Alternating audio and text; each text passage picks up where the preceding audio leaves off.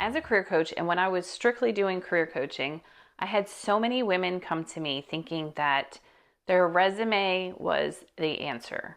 That was what they needed to fix in order to get a better career, a better job, to be happier. And I'm going to tell you in this video why that is not right. I will tell you why that is the wrong place to start if you're feeling stuck, and what you can do in order to get unstuck, and what to do instead. My name is Megan. I'm a career and life coach, and I coach midlife women who are ready for more, who want something new, different in their careers and in their lives. They just know they need to make a change.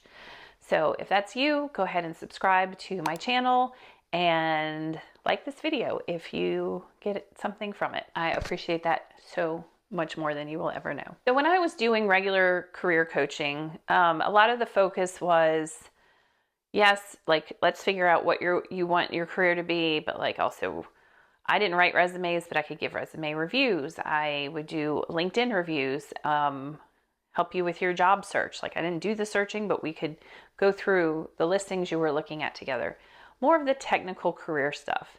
And I found myself wanting to do more towards life and what people, because I saw a pattern of what women were missing in their lives, and a career was a piece of it and usually a symptom of it, but it had a lot more to do with finding other ways to be more fulfilled in life. So yes, I can still do career coaching, but I don't focus on the technical stuff like that. So I will also add in here that I know resume writers, and they would have people come to them with, I want to write my resume. I want you to rewrite my resume, but I don't know what I want to do. And then the resume writer would send them to me because they said, you need to figure that out first. So that's what we're going to talk about. You're feeling stuck. You're feeling like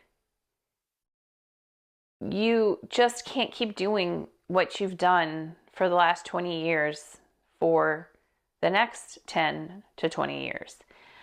You might feel like your goals have changed since, you started this career maybe in your 20s, which, yeah, of course your goals have changed. Your life has changed. So I'm sure if you look back at your life and wrote down all the things that have happened to you since you graduated college, yeah, there have been a lot of changes in your life. Yeah, it's normal to feel this way. And I also think it's normal for people to think, oh, I need to start with my resume, because that's what you know. That's what you've done before. If you ever were stuck at a job that you didn't want anymore, you likely started with, oh, I need to refresh my resume. Then I'll just send that out. And that wasn't wrong. But likely you were just looking for a new job at that point and were okay with the career that you were in, right? It was just like another step in that path of whatever that career was. So this time around, though, if you're feeling the unfulfilled, stuck kind of feeling, the feeling of this means nothing to me anymore, it's easy, likely. You might dread it, but it's easy because you've been doing it for so long and you know it. So it's easy to just give up when you think you want to do something different. It's easy to just go, I'll just stay here. Or let me just redo my resume, send it out to some other places and see what happens. Usually that's not the answer. You think, oh, I'm done with this place. I need a new place to work and do the same thing. But a lot of times you go to that next company doing the same thing you were doing, and you have a little honeymoon phase. It feels okay in the beginning. New people, you're making new friends, you're learning new things. It's a new building. Maybe you're working from home now. It's just a different routine, a little different rhythm to that place. But after, usually I'd say 3 to 6 months, a year at the most, you start going, oh crap, and this is feeling familiar. I don't like this. It felt better for a little while. Maybe you even got a little pay raise or something, better benefits in the change, more time off. But that quickly became not the thing you needed to fulfill you. And you're realizing that now. So the resume is not your answer, friends. It is not your answer. You need to start with knowing what you want first. You have to kind of reevaluate and reassess things. And this is where people do get stuck. And that is why people come to a coach, to help them pass this part. Because a lot of times, like I just said, I don't want to repeat myself too much here, you will go back into what's easy mode and just keep doing what you've been doing. You try to make a change, figure out what you want to do, and then you're just like, I don't even know where to start. So you just don't. You don't. Or you might start something, but it becomes overwhelming, or you can't find the time to do it, and you just stop. I've seen it many times. This is what I talk to people about all the time. I will also say that I think, I know the landscape of job searching when you were in your 20s is different now, 20 years later. It is more, I don't want to say more competitive, because when people say that, I'm like, but there's always been a lot of people out there looking for jobs. I don't know. I think the trends change in what markets are more competitive, for sure. But overall, I think people have always been looking for jobs. Okay. But it's changed on how we do that, right? It's not as personal a lot of times, unless you are networking, which, side note, that is one of the best things you can do. But I'm not here to talk about that today. But yeah, I think the landscape has changed. How you used to go after jobs is very different. So all that to say, you got to figure out what you want first, so that when you do go to do that resume, it is more targeted towards the career, the job that you want. So how do you figure out what you want, Megan? That's what you're asking. Well, okay, I still don't know. I have a guide that you can download in the show notes. It's the first steps to your next career. And it is my most popular download. I have 3 available on my website that you can get, coachingwithmegan.com.